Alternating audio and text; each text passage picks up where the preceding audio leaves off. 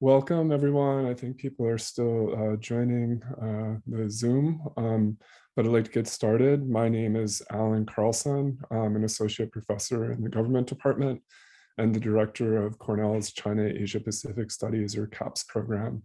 I'm thrilled to be hosting this fall's Cornell Contemporary China Initiative, or CCCI, and wanted to begin simply by thanking the East Asia program, particularly Andrea and Josh, for leading the program and supporting CCI, Amla for her expert logistical assistance. You've all been able to get into the room because of her.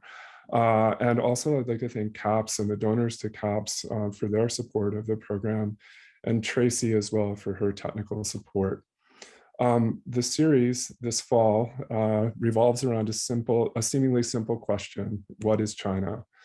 But as the invited speakers to the series grapple with how China is understood, both historically and in the contemporary period, they'll show that forwarding answers to this query is anything but straightforward.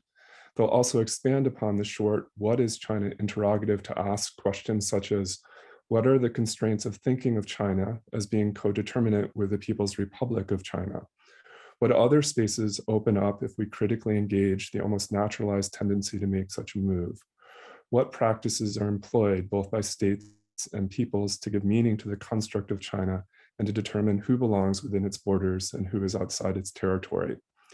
They'll also demonstrate that necessarily such questions also then touch upon what is not China, and explore the contentious relationship between the central Chinese polity and peoples and places along its contested periphery. The series then utilizes an intentionally interdisciplinary perspective and makes use of both historical and contemporary lenses. And in so doing, it touches upon some of the most pressing and significant political and social issues now facing China and the rest of the world. The first of our speakers in the series is Barbara Demick. She's the author of Eat the Buddha, which was listed among the best nonfiction of 2020 by the New York Times, the Washington Post, the Financial Times, every other publication that's ever come out. Subsequent talks will be given by James Millward of Georgetown, C.K. Lee of UCLA, and Shelley Rigger of Davidson. All talks will be held online and they're open to everyone, so please register and tell your friends as well. As for today's talk, Barbara is the former bureau chief of the Los Angeles Times in Beijing and Seoul, and previously reported from the Middle East and Balkans for the Philadelphia Inquirer.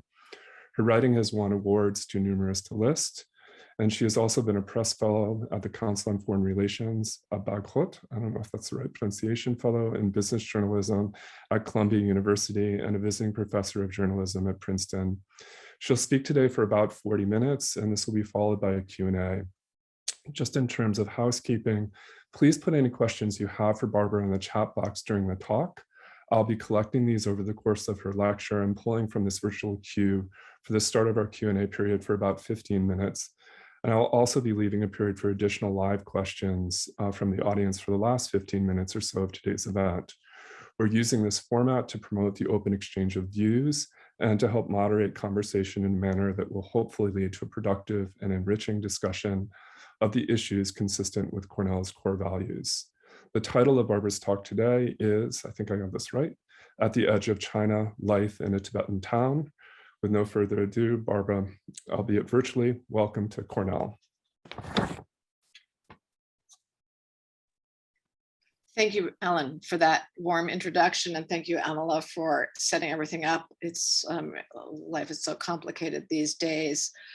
As Ellen explained, I'm a journalist, not an academic, so I fear that my observations will be somewhat anecdotal. And I'll start with an anecdote about my family and my life in China. I moved to Beijing in 2007 to become China bureau chief. And one of the first trips I took was out to Western China with my son, who was then 8 years old. And we went to a place called Jiayuguan at the western edge of the Great Wall. It's in Gansu province, all the way west. And we were with a group of tourists, most of them Chinese. And my son said, it seems like China should end here. This is the end of China, right? And basically the Chinese tourists who spoke English glared at him because it was not the end of China. China is goes far beyond what most people think of as China.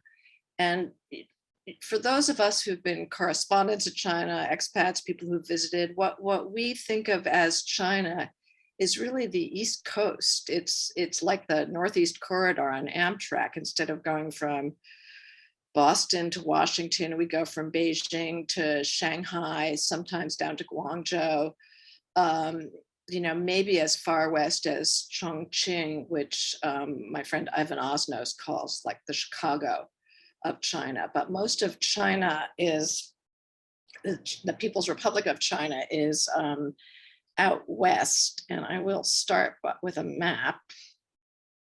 Hopefully this will work. You guys see the map? Yes.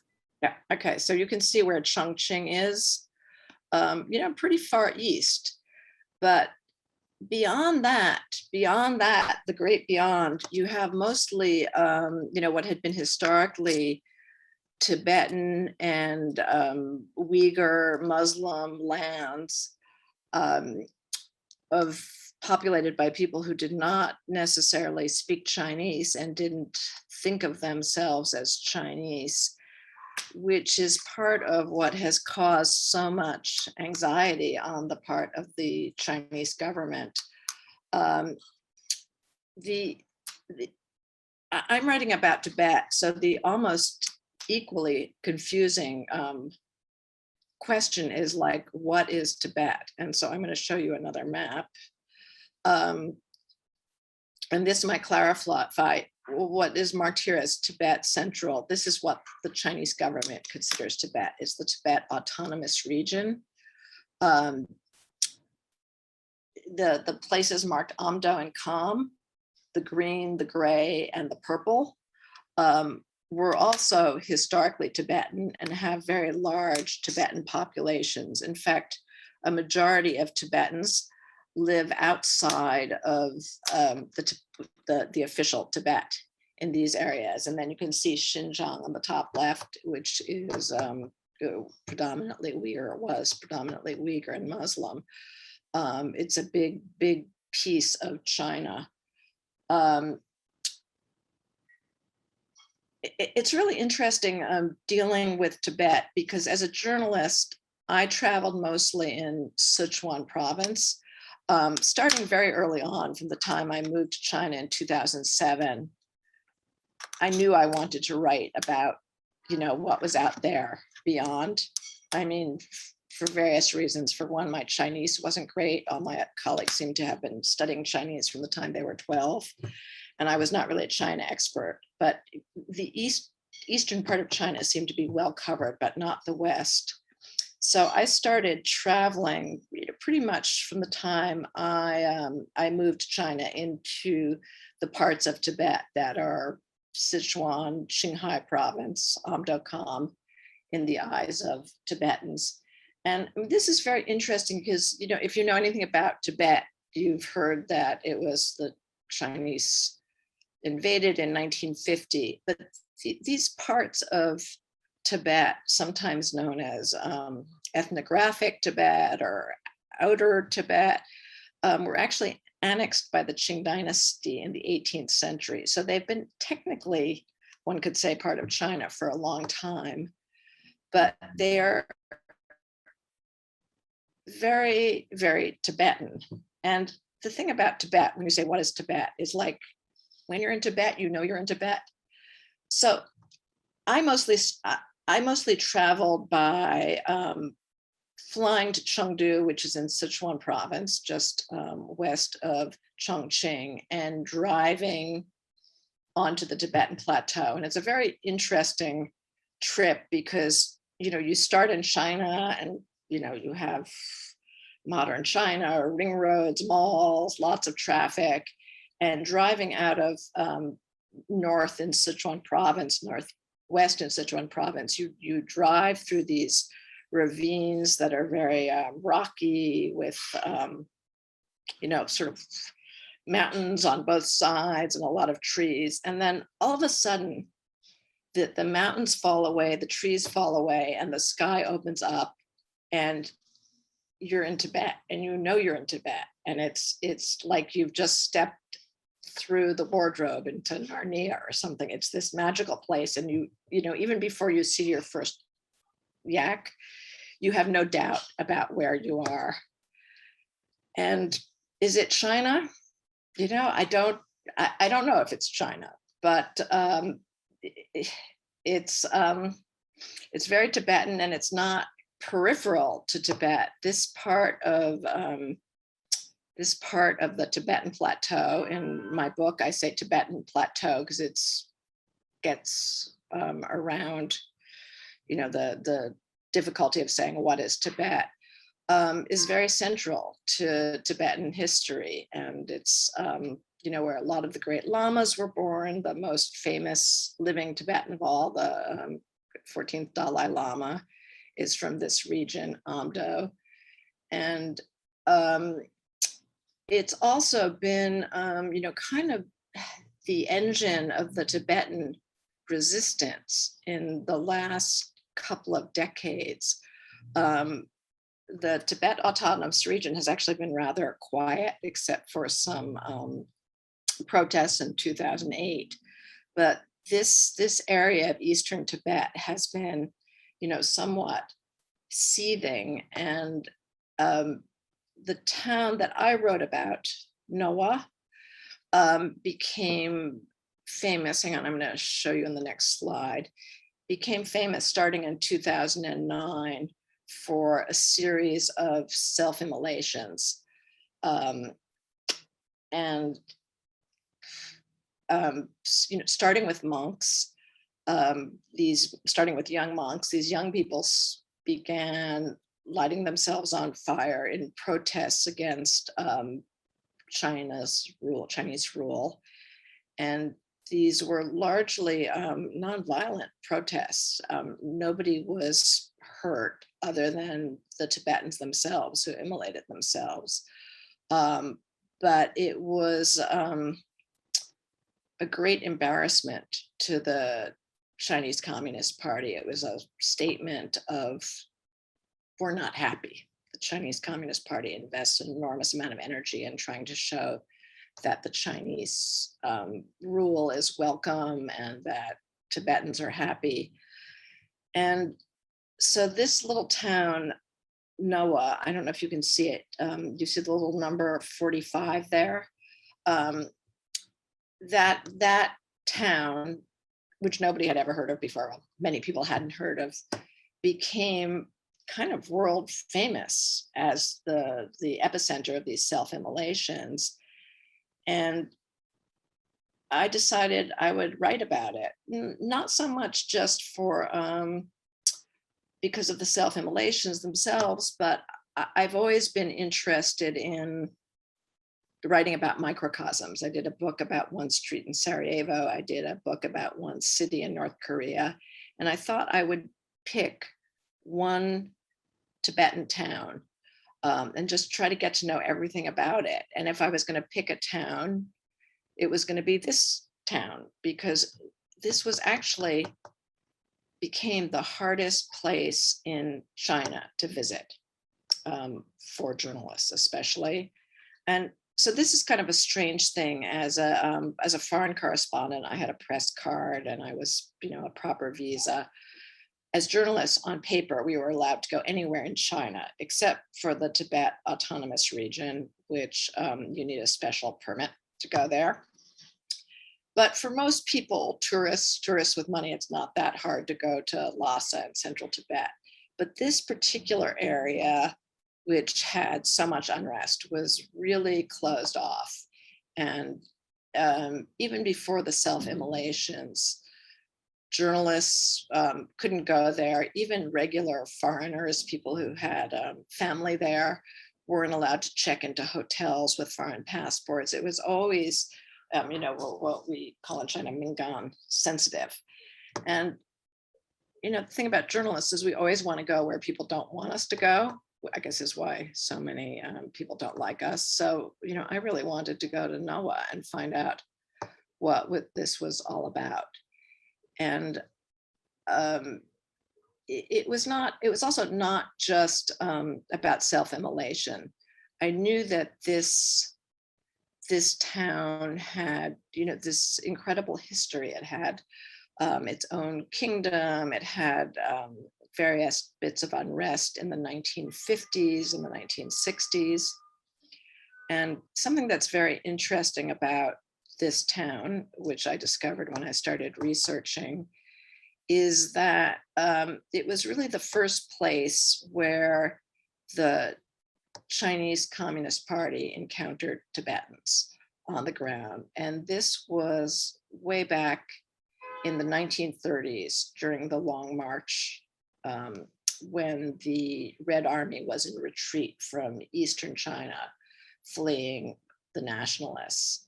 And they fled westward through Sichuan, and then started to climb into the Tibetan plateau, just escaping. It's a long march, but it was really the long escape, the great escape.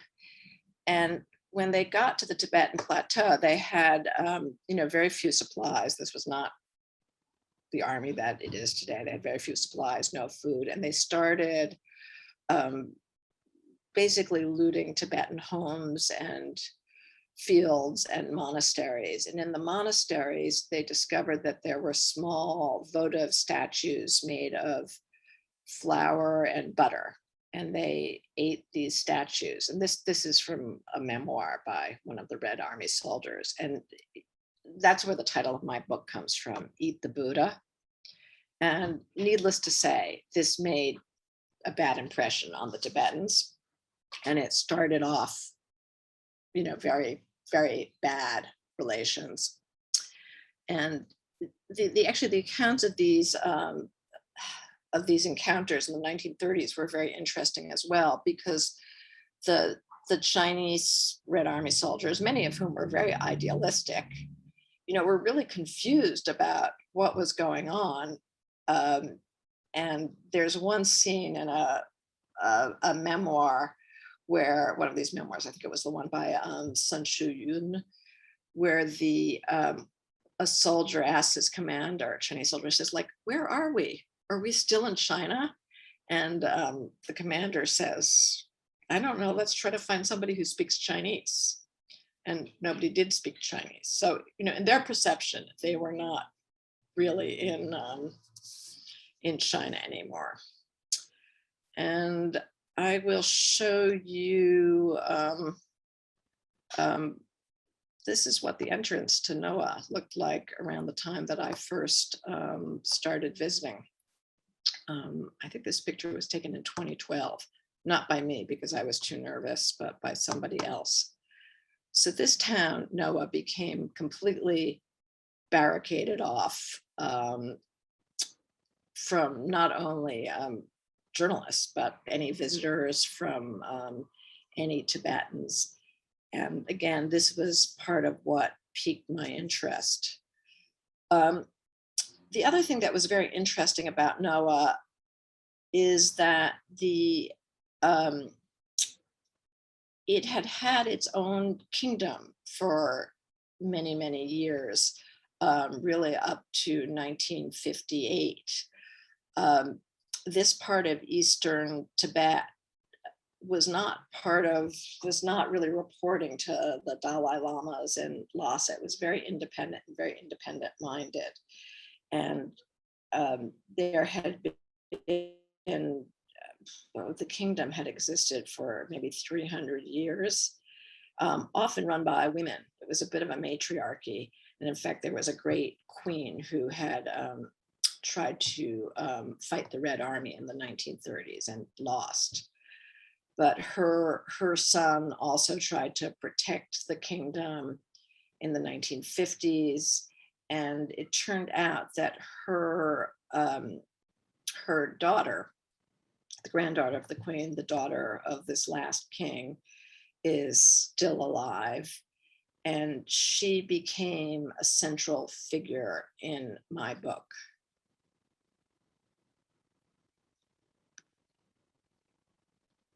So this is the ruling family. And my book actually opens in 1958 with the story of this family. The little girl, she looks kind of like a boy because her hair is very short. In the front is Gampo. She's 7, 8 years old at this time. And the very opening scene of the book is when she comes home from a family funeral and finds that her palace, which is in Ngaba, is surrounded by soldiers, and the Red Army has come and camped out on what's basically her lawn and is evicting the family, basically deposing the king and his relatives. And she goes into exile at that time. She goes to Chengdu, and then eventually is kind of educated as a member of the Tibetan elite in Beijing, is exiled during the Cultural Revolution to the far northwest. And she's an amazing story. I'll show you more of the photos from this period. This is her father, who is sort of the glum man, back left, meeting with various officials. You see the young Dalai Lama sort of in the middle, and the Panchen Lama to the left. And they were brought to Beijing in an attempt in '54 to sort of co-opt them and elicit their support for the Communist Party, which did not in fact happen. And Gampo's father actually ended up committing suicide during the Cultural Revolution when he was tormented. This is the last photo of her family taken in Chengdu, really on the eve of the Cultural Revolution. She's in the back left, her father and mother in the front, a sister and an aunt. She and her aunt were the only ones who survived. Beyond that year, everybody else was dead, and really a few months after this photo was taken. And this is her today. I can take a little break if anybody has questions, or I'll just keep on speaking. Alan? Yeah, no, Barbara, this is great so far. And I think maybe we could continue. This does give me a chance to remind everyone also, though, that if you do have questions, just put them into the chat function, and we'll kind of collect those and return to them. I already have a whole bunch, but I'm one of 70 odd, 80 odd people here, so I'll be quiet and let you continue. This is great. Thank you. Right, thank you. Anyway, as I said, this book is really told from the standpoint of these people, and I mean, I won't go through her whole story, but she is really fascinating because she's really a living example of this confusion about, what is Tibet, what is China. She's basically educated in Chinese in the 50s and 60s. She's an excellent student. She completely forgets her mother tongue of Tibetan and ends up in exile in Xinjiang, marrying a Chinese man from Nanjing and becoming basically Chinese. Her Chinese is so good that she teaches school in Chinese in Nanjing, and at some point, just around the time of her 40th birthday, she has kind of a midlife crisis and realizes, I am the daughter of this great dynasty. I'm a Tibetan and I don't speak my mother tongue. I don't know really much about Tibet. And she goes to sort of rediscover her language and her family and her legacy. And I won't give away too much of the story, but she's obviously this, well, maybe not obviously, this photo was taken in India.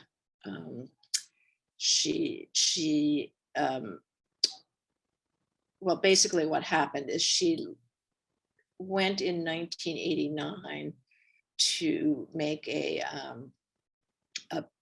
pilgrimage to India. She wanted to see the Dalai Lama, who she had met as a child, and she wanted to study Tibetan, and it was supposed to be sort of a sabbatical of a couple of months, but various things happened, including the crackdown at Tiananmen Square, the death of the Panchen Lama.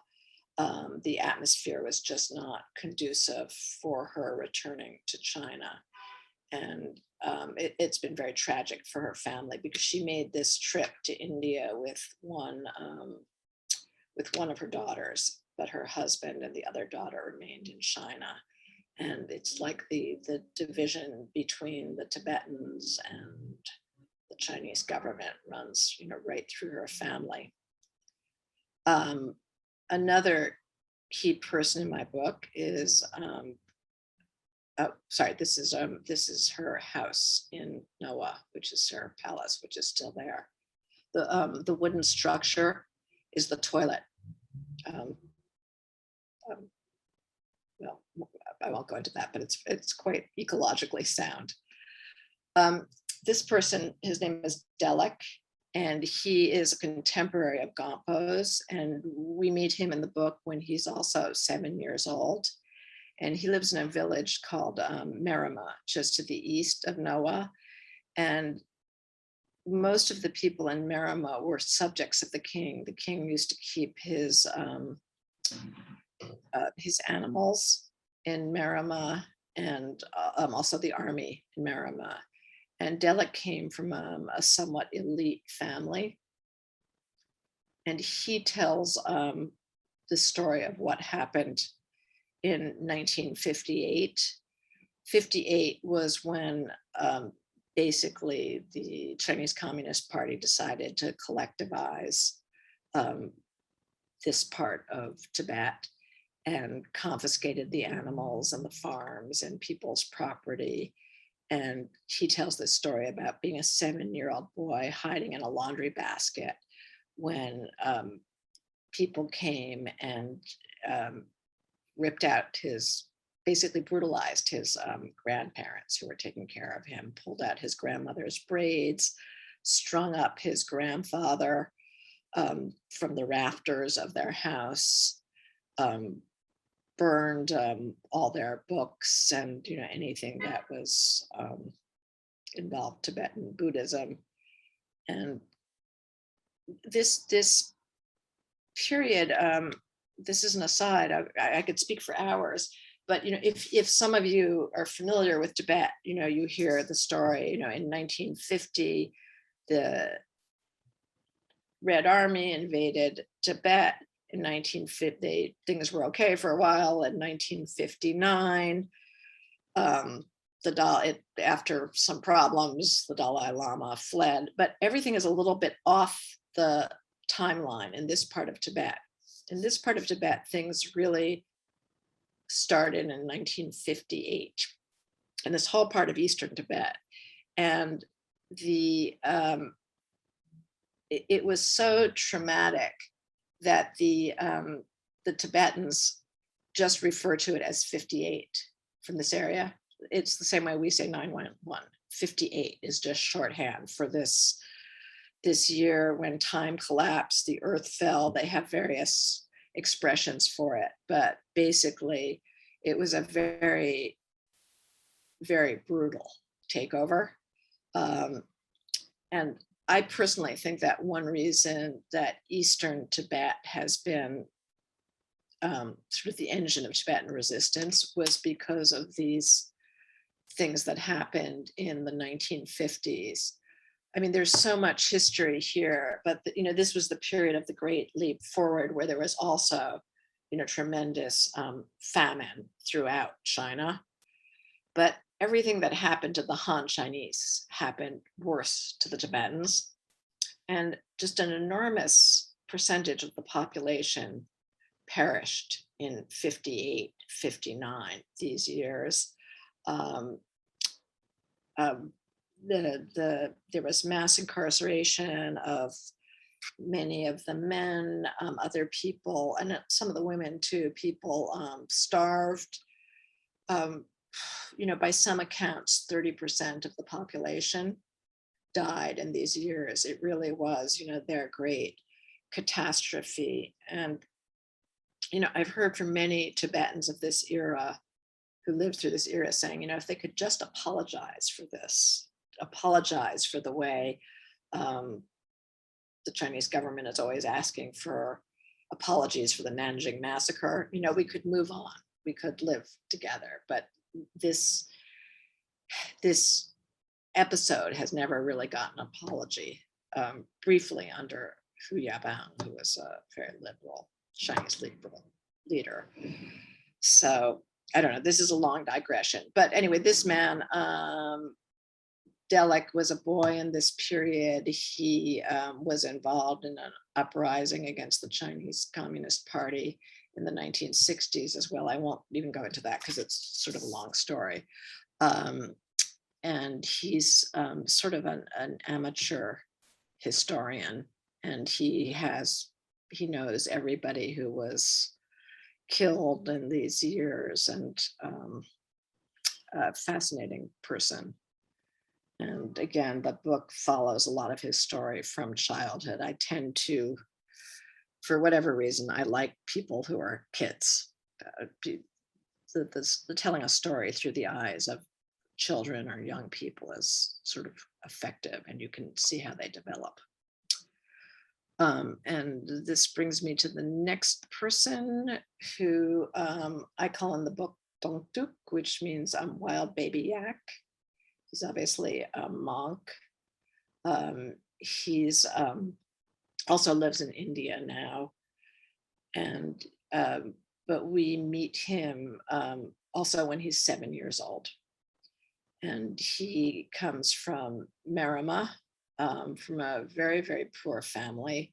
His parents weren't married. His mother, he was raised by a single mother who was somewhat disabled. And he tells sort of also the story of just being an ordinary kid and having a political awakening. He went to, when he was 7, the traditional age, he was enrolled at Kirti Monastery, which is the main monastery in Ngaba. And Ngaba also became really the center of the self-immolations. The first self-immolations were there. And he lost several friends that way, one of his childhood friends, a half-brother. And he in the book really sort of has a lot of analysis of the self-immolations and why people did it, why they resorted to this really drastic and painful form of self-abrogation.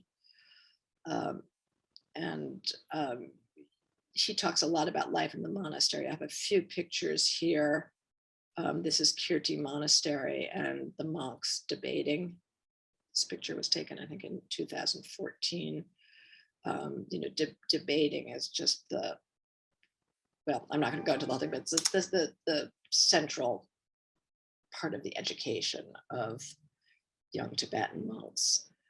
And this is the general store at Kirti Monastery. And I like this picture because you can see in the poster on the top left, you can see the 14th Dalai Lama.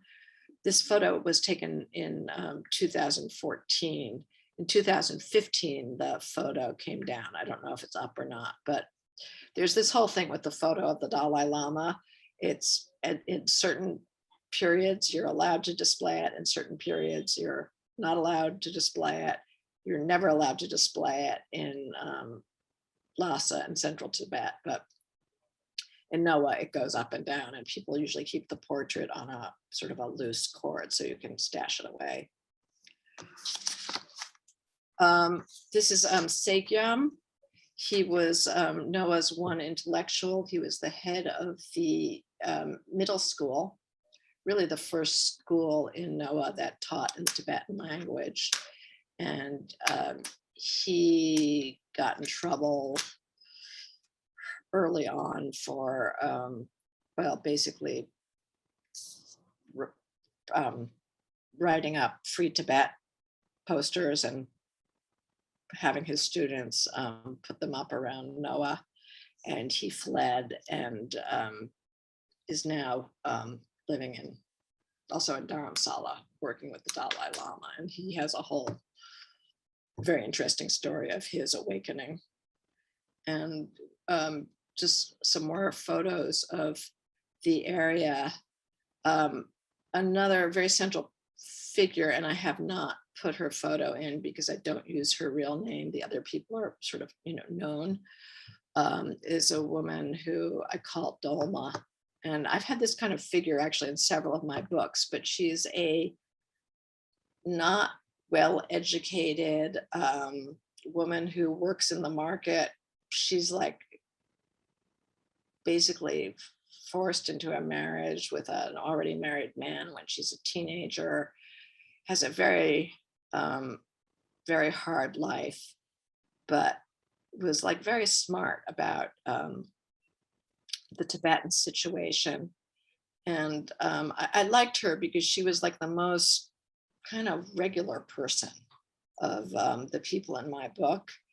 And she was also like very honest about what improved under the Chinese Communist Party and what didn't improve. She was not a really political person or a rebel, but she became kind of turned off by the Chinese government, even though her economic standing had improved under Chinese rule, because they kept on closing the monastery. And she was one of this group of people whose whole life revolved around the monastery, doing the circumambulation, praying. This was her whole existence. And when they started closing the monasteries and keeping the public out of the monasteries, she left at great personal expense. She also is living in India in much poorer circumstances than she had back in Tibet, but she wanted to, basically be free. And this is a video. I don't know if it'll play, but let's try.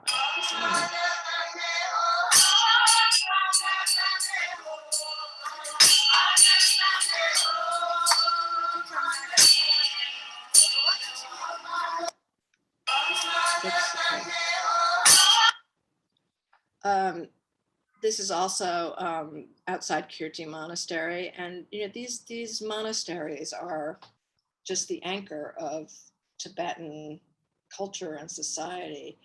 Going to circumambulate, that's your exercise, that's your gym, it's your market. They're selling mushrooms outside the market, but all of the markets are near the monastery, and it's just so integral to Tibetan culture and the life of the town.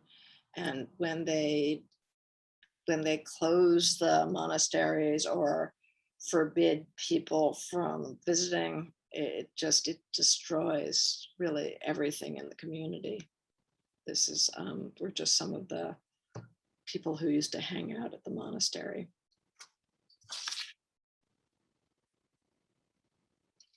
And, just here's a view from the stupa. I'm just going to show you quickly some photos. This is like downtown. You see the signage is much more in Chinese days. I don't read Tibetan. I'm told that the Tibetan is very problematic, and they at one point told the shopkeepers they had to put Tibetans on the sign so that it would look Tibetan, but some of it is not really grammatical. I mean, Tibetan is a very difficult language.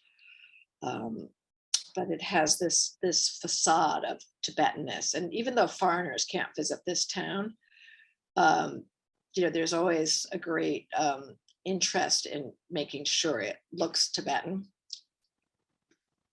And this is some of the murals. APC was always there when I was there. This is a businessman I met. I don't show his face, but he lives near the palace of this king. And this is a portrait of the king. And he's a very integral figure also in my book. He's in the last chapter where he talks about his life in Ngaba, and he's quite successful. He has a lot of property. He has a condo in Chengdu, a couple of houses, some very nice cars. And he told me, and this is the title of my last chapter, I have everything in life I might want except for my freedom.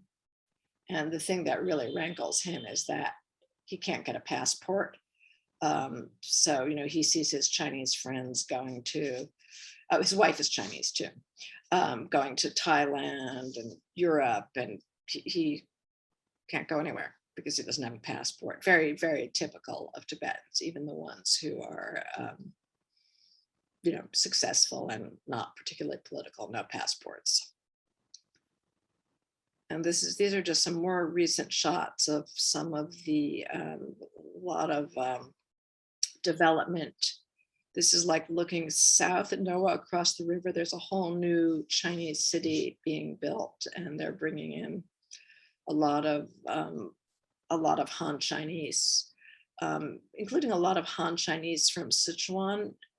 After there was this huge earthquake in 2008 in Sichuan province, also in Noa prefecture nearby, and the many Chinese who lost their homes moved further afield again into the Tibetan areas. And there's a lot of issues about the dilution of the culture. But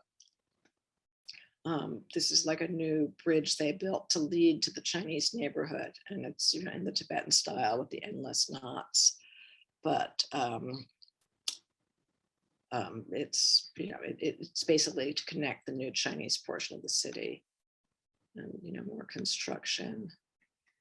After the self-immolations, the local government started distributing tents to the Tibetan nomads, sort of to make them happier. And this is one of their tents.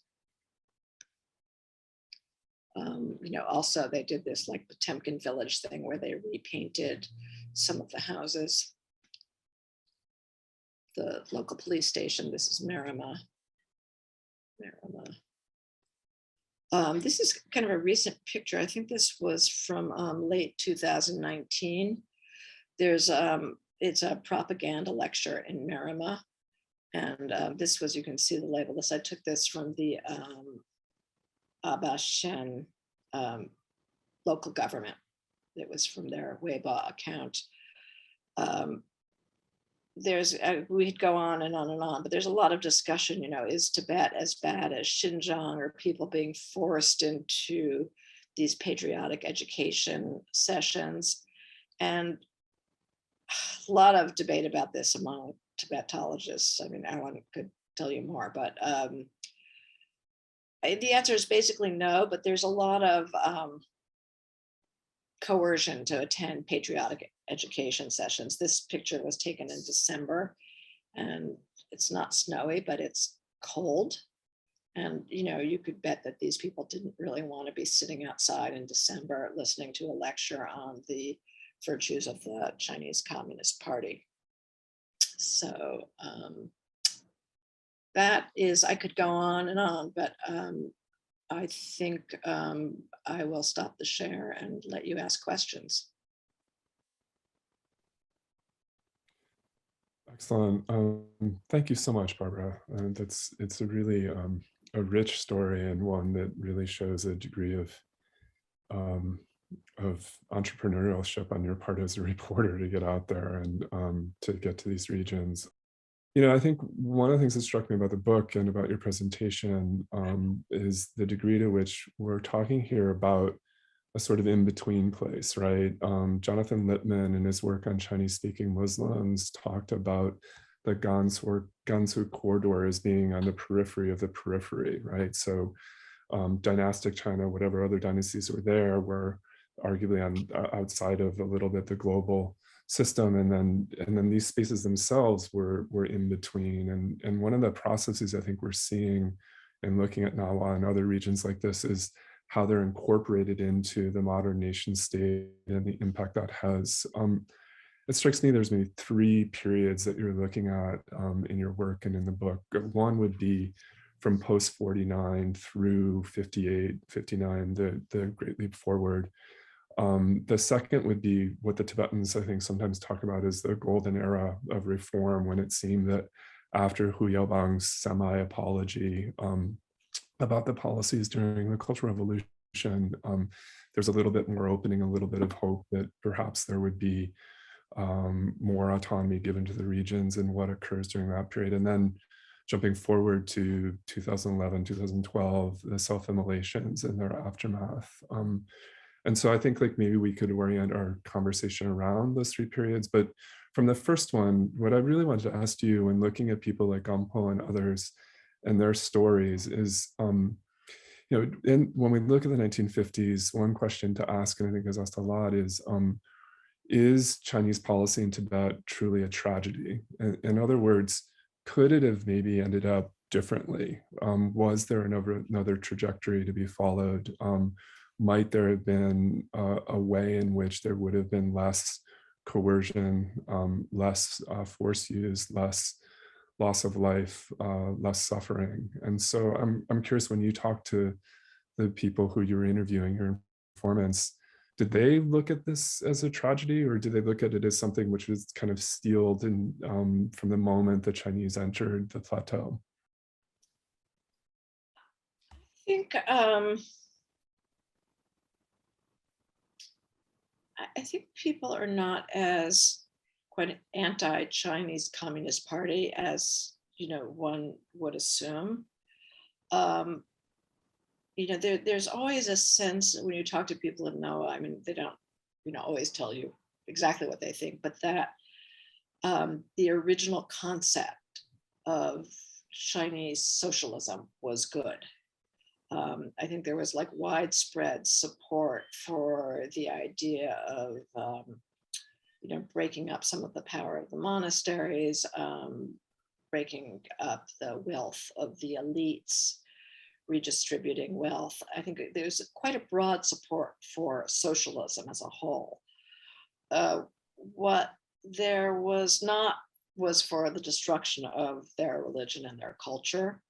And people will often, the people who are better educated, you know, will often say, you know, well, Mao himself, you know, promised that we would have freedom of religion. There's always this sense in China, I mean, everywhere in China, that it's the emperor is good. It's like the local officials are bad.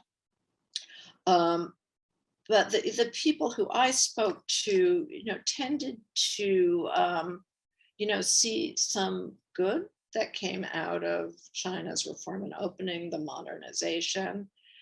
And, you know, really in places like Noah, actually most of Tibet, it was pretty quiet. It's been pretty quiet till, you know, since the 80s.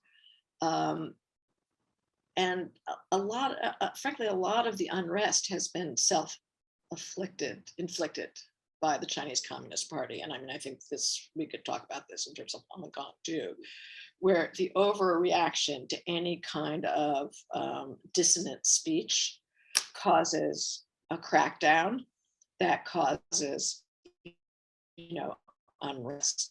And I heard that from many of the people in the book, like Gampo, for example, you know, was very upset, has always been very upset that the Chinese Communist Party is insulting the Dalai Lama. And she's like, you know, I could live with Chinese rule if they would stop, you know, saying these sacrilegious things about the Dalai. It's just a sacrilege, but, you know, it's very offensive. to Tibetans. He's their spiritual leader, even to people who are critical of some of his policies and some of his ideas. It's offensive. So, you know, I think it could be better. And I don't see, I mean, one of the points I don't see among Tibetans this kind of deep-seated ethnic animosity towards Han Chinese. I mean, there's some, but it's not like some of the things between Buddhists and Muslims, these like centuries old, you know, ethnic feuds. And I've covered ethnic feuds. I mean, I started in Bosnia. There's an enormous number of mixed marriages in this part of Tibet, and they're not forced by government. It just happens. I mean, a lot of the people in my book, a lot of the translators who worked on this had Chinese partners. And, you know, I don't hear people saying, you know, I just don't see that kind of animus. So yeah, I think it could be better.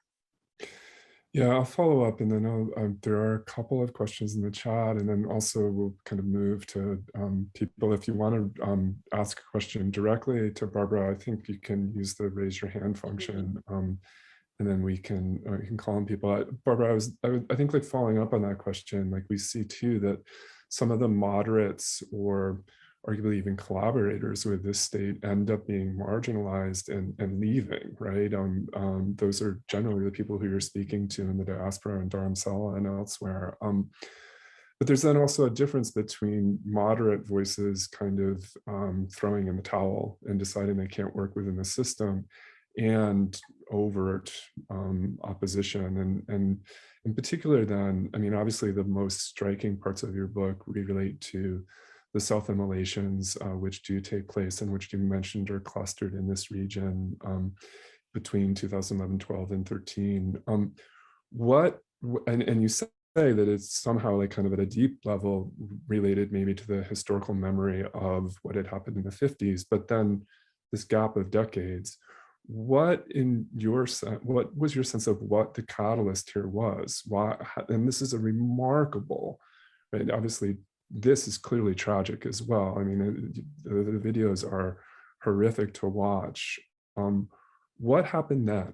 And if after you answer that, maybe we can turn to a couple other questions as well. Thank you. Well, it's like, you know, one thing leads to another. There were protests in 2008.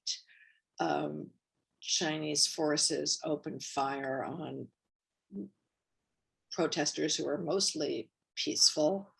You know, if 23 people were killed in Noah. It's a small town. That was like their Tiananmen Square. It was a big deal. You know, the following year, there was a commemoration of those who died, and they cracked down on that. And, you know, it was like one thing led to another. Once the self-immolations started, there was, you know, very harsh policy towards the families of self-immolators and to witnesses. You know, people who would, you know, take the body and perform Buddhist rituals would be persecuted. And, you know, again, that went on, and it, like, one thing led to another. It was actually, I think, when the Noah authorities eased up on the punishing the self-immolations, they sort of stopped. I didn't completely stop, but people began adopting other forms of protest.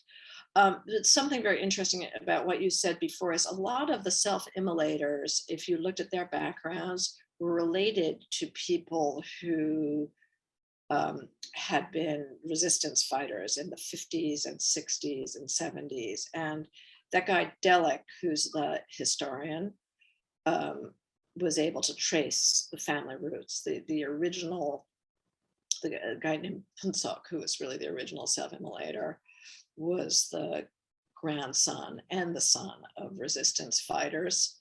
And I mean, this is not widely known, or hasn't been widely reported, but an awfully large number of them were from this one village, Marima, you know, this little place. It's just, and there were these, you know, family ties over the years. Thank you. Yeah, and then that actually leads, you end the book with talking about the manner in which China may be slumping towards a perfect dictatorship, and really kind of what the implications of that may be on the plateau and elsewhere over time. And along with that, a couple of questions in the chat speak to then kind of your experience as a reporter in China as this was beginning to unfold, and maybe talk a little bit about your experiences just in terms of like risk assessment. Did you ever feel threatened or endangered? What concerns maybe do you have about people who are currently reporting from China? That's a question I think we can ask, and then again, I'll turn things over just to the room and see what comes up. I did not feel in danger personally. I was, a card-carrying, accredited foreign correspondent. It was really perfectly legal for me to go to Ngaba. I mean, the local authorities would have kicked me out if they saw me, but I wasn't violating any rules. I did worry a lot about Tibetans working with me, who would have been very harshly punished. And in fact, after my first couple of trips in the Tibetan areas, I started using only Chinese drivers because I felt they wouldn't get in trouble. It was also easier to get through checkpoints. A lot of those checkpoints, they look at the driver, and if the driver is Chinese, you go through. If the driver is Tibetan, you don't. But also like we had a Chinese driver from Chengdu, and he would just say, "Oh, I didn't know they were journalists," or something like that. But it's always the people you're working with. That has changed somewhat the last few years, and one of my colleagues, the current Beijing bureau chief, Alice Su, has had quite some problems, and others have, but I didn't feel in personal danger. I just would have been, if they had seen me, they would have kicked me out of town. That's it. Thanks, Barbara. There's a Keenan, I think you've raised your hand. If you could unmute and go ahead. Yeah, thank you, Barbara. And so I just wanted to self-introduce. So I'm Keenan. So I am from Hong Kong, and I'm actually currently in exile because of my involvement in the Hong Kong democracy movement. So reading your book, definitely I can it definitely feels very emotional, because obviously not to the same level, but Hong Kongers have also suffered a lot of suppression, a lot of oppression from the Chinese Communist Party. And one thing I'm actually interested to know about is that I can see in your book you have interviewed a lot of exiled Tibetan activists who are now living in India or other places, and some for shorter periods of time, some for many years. Like Gonpo, I think she's been exiled for more than 30 years. So it's kind of a bit of a personal question for me, but I'm also kind of interested if you have chatted with them in a more emotional perspective, how they feel about living in exile for so many years and just witnessing the suffering of the people of their hometown, and just be not being there with them, and also I want to know what do you think is the most important thing for them that empowers them and gives them the courage to continue to fight for freedom for Tibet, and also I'm not sure if you have talks with descendants of descendants, but I'm also interested how Tibetans they get to transfer their wish for Tibetan freedom towards the next generation, and I guess just one more part is if you have what do you think is the biggest what do you think exile activists either from Hong Kong or for any other place, what we should learn from these Tibetan activists that you have talked to? Okay, I think the biggest concern, those are good questions. Thank you very much. And I think the biggest concern for the Tibetans in exile is being estranged from their families. The Chinese oppression has a very long arm, and the Chinese government uses its visa policy really to control Tibetans overseas. So many of the Tibetans I know living in the New York area, there are a lot are really fearful of speaking up, because even if they have US passports now, they want to get visas, to Chinese visas, to visit their families. And they're really estranged from their families. And it's also, it's well known that WeChat, which is the primary tool for Tibetans to communicate with their families, is monitored. So they won't have any kind of candid conversation with their family members. I think that is the biggest problem for Tibetan exiles at the moment. And that includes people who are not necessarily political. The situation between Hong Kong and Tibet is similar. Tibet obviously was like the original, one nation, two systems. But a lot of these Tibetans who left to go to India didn't leave for political reasons. They went to go to school or to make a pilgrimage, mainly to go to school. A lot of young people left Tibet because they wanted to get an education. There are a lot of schools run by the Tibetan exile government, run by NGOs in India. Same as Chinese might send their kids to a boarding school in Australia or the US or UK. Tibetans sent their kids to boarding schools in India. And then when they get there, they get a taste of freedom.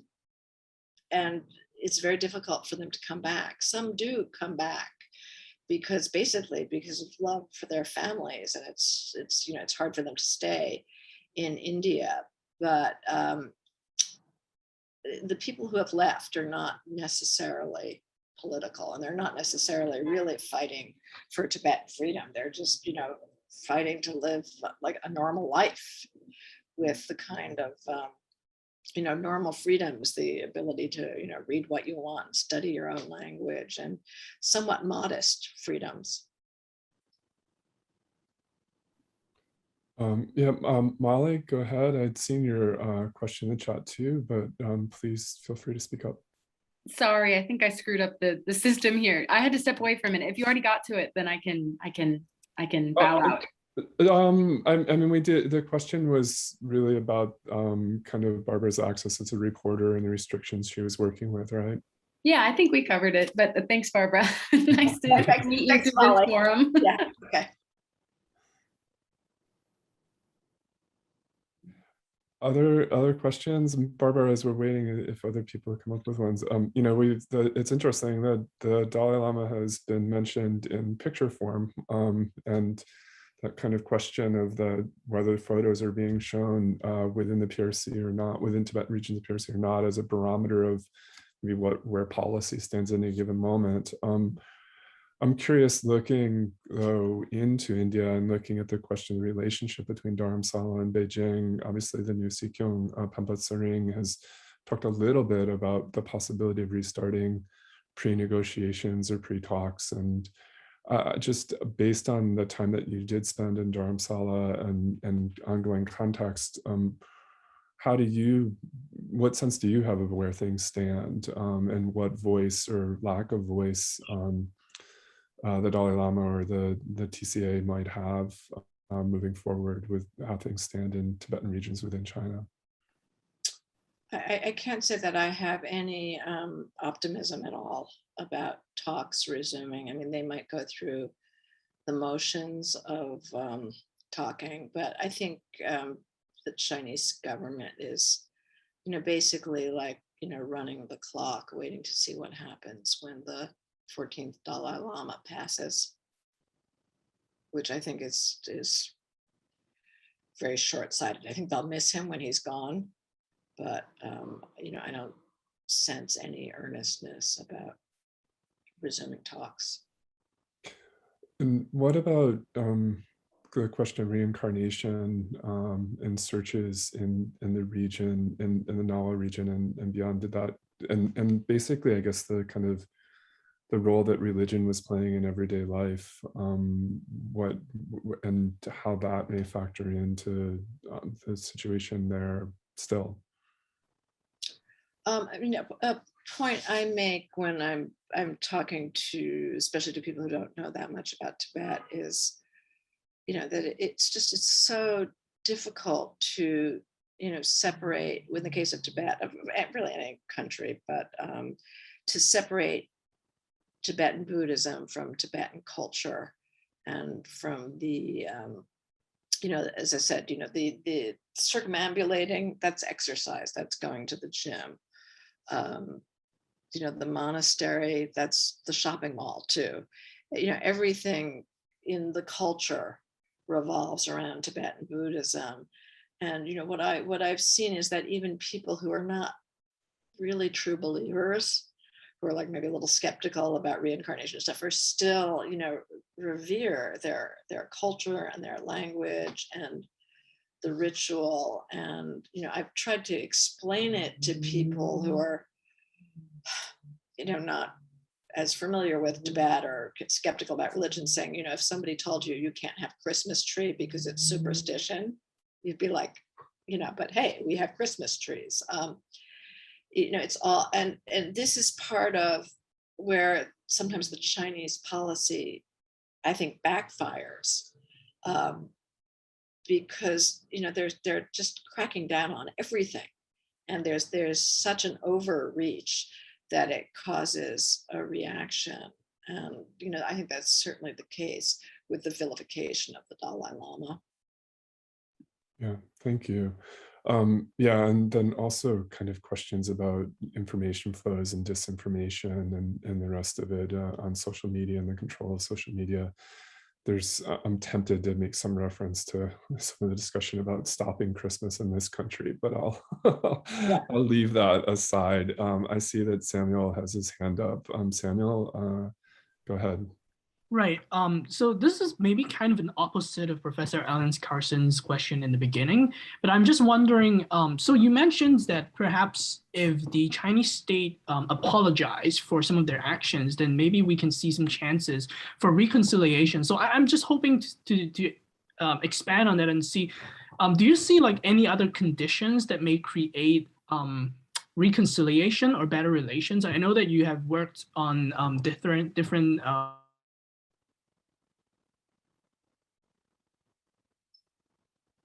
encountered some instances where you see potentials where these ethnic conflicts can be reconciled to some extent. So I'm just wondering, in the case of Tibet, what do you see as opportunities for reconciliations or any sort of conditions that are conducive to better relations, either between the Tibetans and the Chinese state or with the Han Chinese community in general?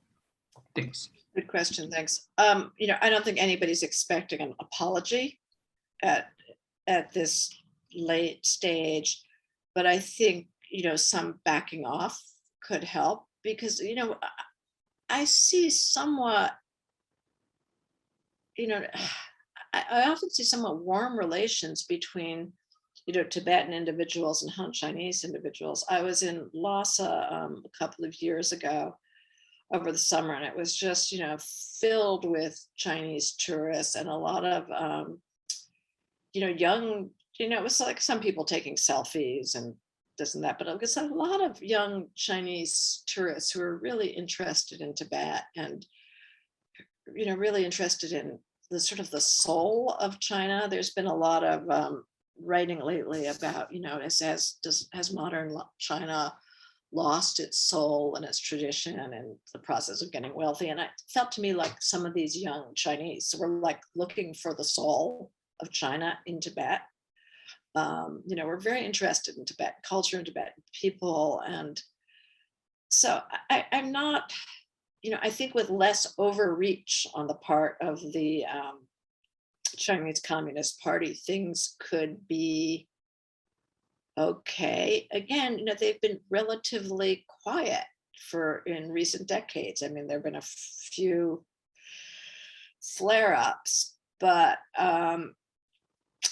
you know, not so many. And one of the things that struck me about Noah in particular is the period that I was writing about. Like, I didn't learn about a single case where a Tibetan killed a Han Chinese person, you know, and going back 30 years, you know, and I'm sure it must have happened. There must have been like some guys who got into a fight in a bar or something, but I didn't hear of any cases.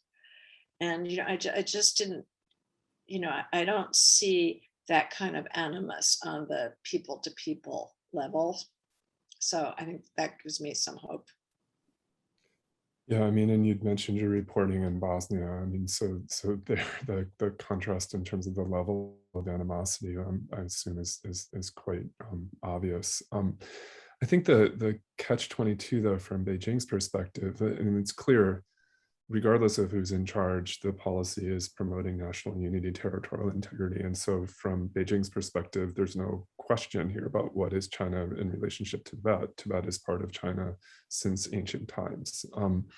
But I do think there has been some variation in policy over time. And the catch-22 though is that it does seem, I would actually slightly take issue with your observation, because I think that in the 80s, when there were more lenient policies, more liberal policies, that tended, I think, to free up the monastic institutions to play a little bit of a larger role in peaceful protest. And you get to the 87 to 89 cycle of demonstrations. And from the Chinese perspective, from interviews I've done in Beijing, the lesson from that period was no, like opening things up actually doesn't work.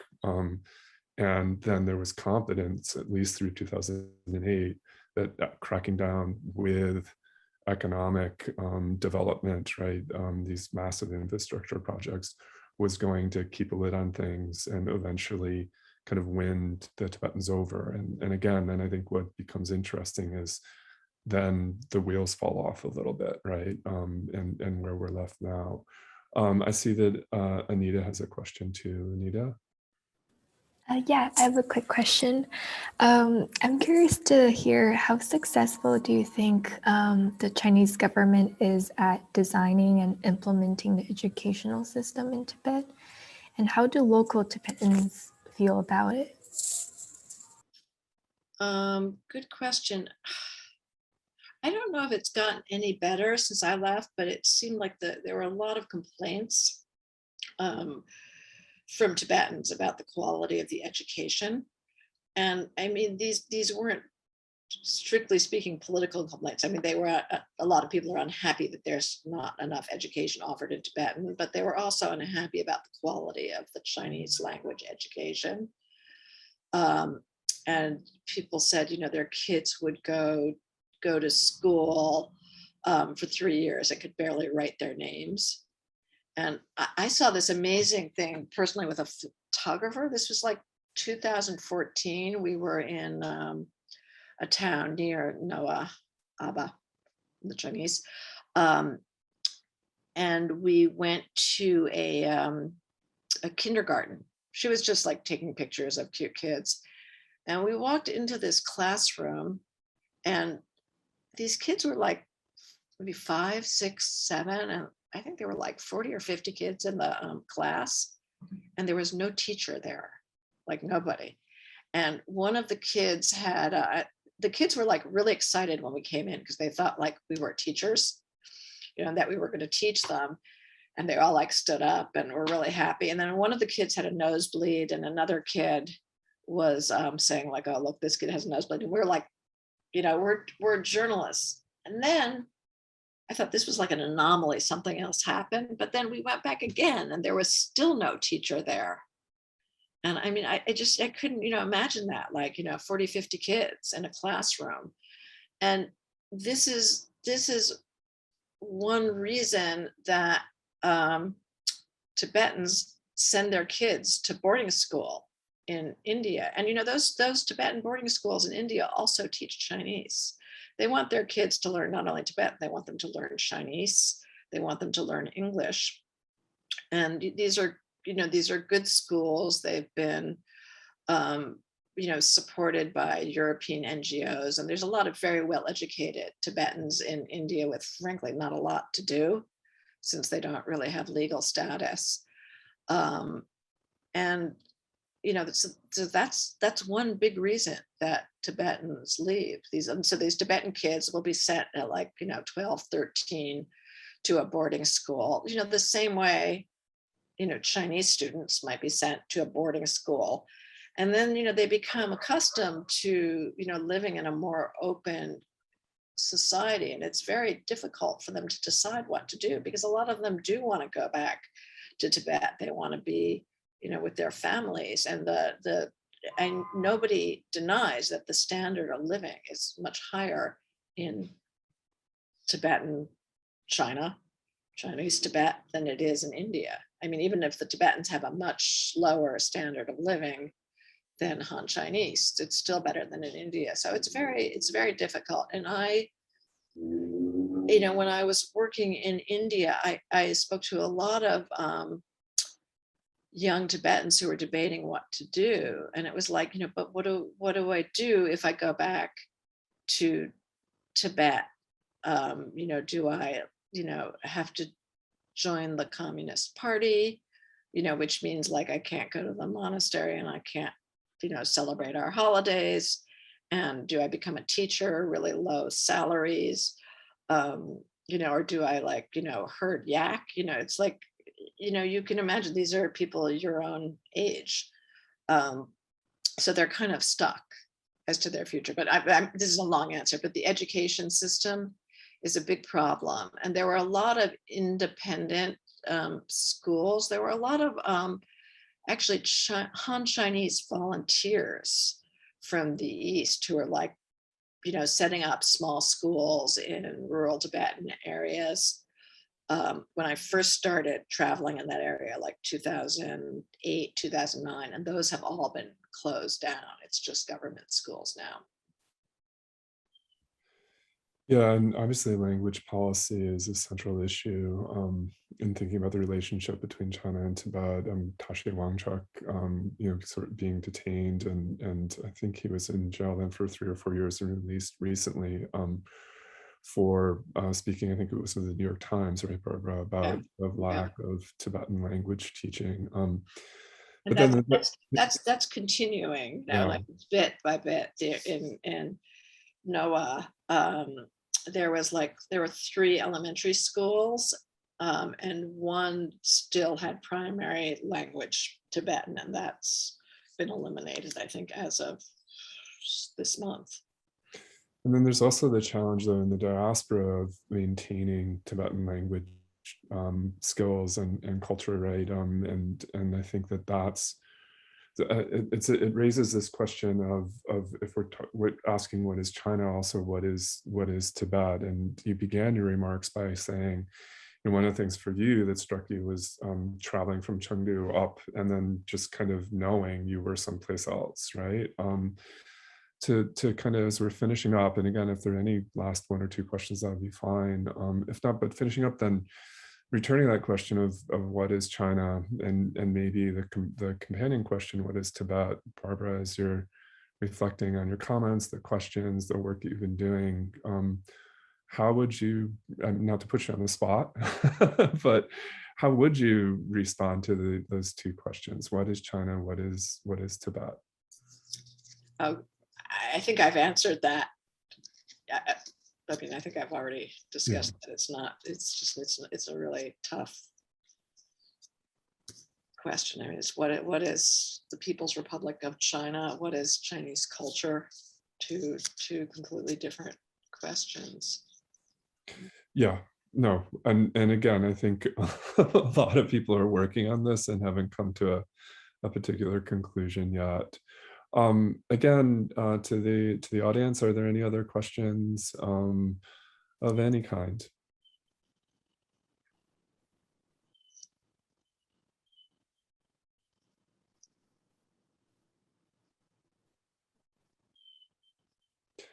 Okay, well, oh yes. I guess that Amla just sent me a message saying early on, one of the other kind of peripheral regions in China's orbit that was on your map was Taiwan. And in one of the maps, and we know that kind of the politics of cartography here are hotly contested. It actually showed Taiwan as a part of China. I guess another way of looking at it, though, is that there is, I know, a strong cultural affinity for Tibet in Taiwan, and particularly the practice of Tibetan Buddhism. The Dalai Lama has visited Taiwan frequently. And so I'm just bringing back this kind of question of maps and maybe speaking a little bit to where Taiwan fits within all of this, if you have anything on that regards, Barbara. I don't really, it's not my area of expertise. I would note that they did have Taiwan in white, but that map also included, Korea and Mongolia and Kazakhstan and other places. I'm just not I have thoughts about Taiwan, but it's not my area of expertise. I must say, I fear for the future. I think too, another way of looking at it also in terms of Samuel's question about reconciliation is that there is widespread belief in Buddhism across other non-Tibetan parts of the People's Republic of China. And perhaps, and obviously this is not the direction that Xi is taking the country in under his leadership, but there is common ground there too, I think, between Han and non-Han peoples, and quite a bit of reverence actually for various Tibetan lamas, right? That then travel to Nadi, to the interior parts of China, and have followers there. So I think that that's another thing to consider. Shushin, I was just going to say that, I've been to Taiwan a couple of times, but I haven't spent a lot of time there. But when you go to Dharamsala, if you go to see the Dalai Lama, it's that town is full of Han Chinese tourists. From a lot of people from Shanghai, and the Dalai Lama makes a great effort to see visitors from the People's Republic of China. And in fact, Segyam, his aide, who's in my book, said, "Oh, they're our secret weapon," because they're, they're hoping that the reverence for Buddhism will sort of help ease the way forward. I think personally that's wishful thinking. When Xi Jinping was first coming in 2012, Tibetans were so enthusiastic about, his mother was a Buddhist and his father used to wear a watch that was given to him by the 14th Dalai Lama, and it was all going to be great, and Xi Jinping is going to crack down on corruption, and he's going to be so, wonderful for us. Yeah. There's always this kind of wishful thinking. Right, and I think before Hu Jintao had also served as party secretary, right? And there was some sense under him that this was also going to lead to more lenient policy making, which didn't really materialize. Shushin, we have just a few minutes left. If you have a quick question, that would be great, and then we can wrap up. Sure.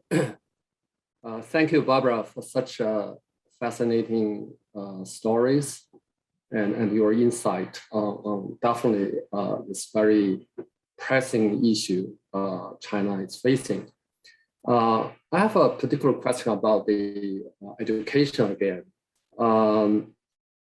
So you mentioned they compare with the boarding school set up by Tibetan government itself in Dharamsala. The quality of education in Tibet is really poor. Right? So my question is mainly about this bilingual education.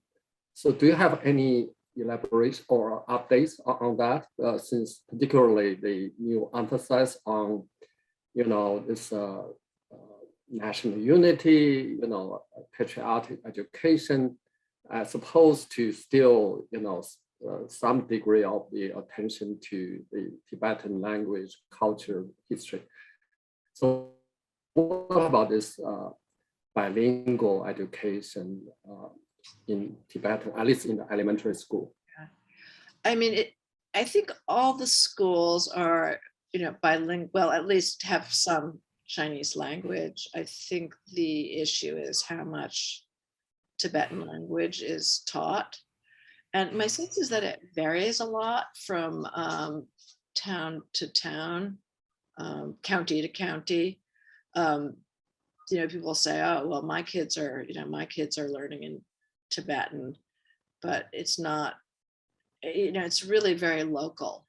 And, it's tricky because, most Tibetans do want their kids to learn Chinese.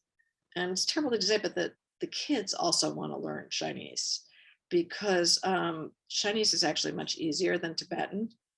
Written Tibetan is really very difficult. And Chinese is the language of television.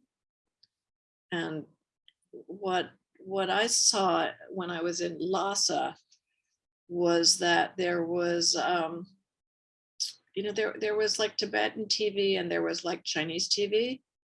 And the Chinese TV was just more entertaining. Like one of the things that I noticed is like the Chinese news would have like an attractive young woman reading the news. And the Tibetan news would have like an old man reading the news. And the, sorry, I mean, I don't want to, denigrate, men, but the movies on the Tibetan channel were like Hong Kong movies in Cantonese, and they had, subtitles flashing very quickly in Tibetan and in, simplified characters, but you had to be like a very adept reader to like follow those subtitles. And, they go through different phases. Sometimes there's like no Tibetan allowed.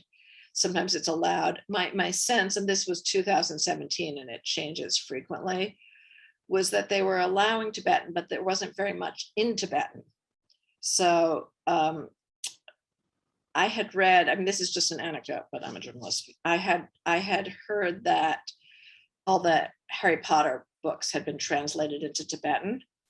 And I knew a Tibetan who really wanted to get the Harry Potters for his daughter. And actually there was Xinhua had something, there was like, big deal, we're supporting the Tibetan language, there's Harry Potter in Tibetan. So I went into this really big bookstore in Lhasa, and there was no Harry Potter in Tibetan. Actually there was almost nothing in Tibetan. I mean, there was like, books about religion, some children's books, calligraphy, just not very appealing looking books. I mean, the point was, if you wanted to read Harry Potter, you were going to read Harry Potter in Chinese. And so, my sense was that, okay, you can learn Tibetan, and be a monk, but, you want to read Harry Potter, you want to, go see the latest, Spider-Man or whatever, Chinese, all in Chinese. And, there were a lot of these like little private schools. There was an initiative by monks to, over their summer vacation, to teach older people who are illiterate Tibetan, and they'd set up blackboards in the pastures and stuff, and that was pretty much shut down. Oh, I mean, I should also mention briefly the monasteries. I mean, most of the people who are really literate in Tibetan have a monastery education, the men anyway. Barbara, we are slightly over, and it is dinner time for most people. So just wanted to conclude by again thanking you for your time, and this is a wonderful talk. So thank you so much. Thank you everyone for attending, and hopefully we'll see all of you again in a few weeks when Jim Millward speaks to us. Thank you, Barbara. Okay, thank you, Ellen.